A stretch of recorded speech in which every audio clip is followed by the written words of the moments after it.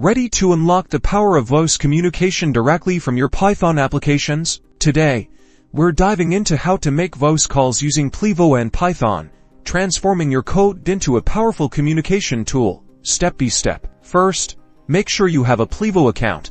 If you don't already, head over to Plivocon and sign up for one. Next, grab your Auth ID and Token from the Plivo dashboard. You'll need these to authenticate your Python application with Plivo. Keep these secure. Now, let's move to the code.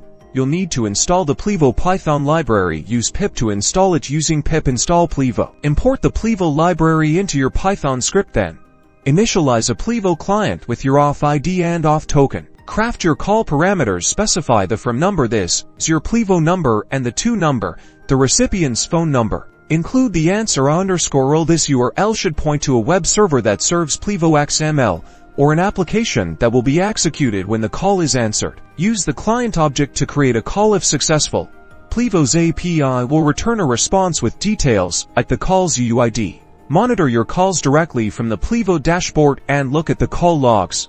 Implement error handling in your code to gracefully manage any issues during call initiation. That's it.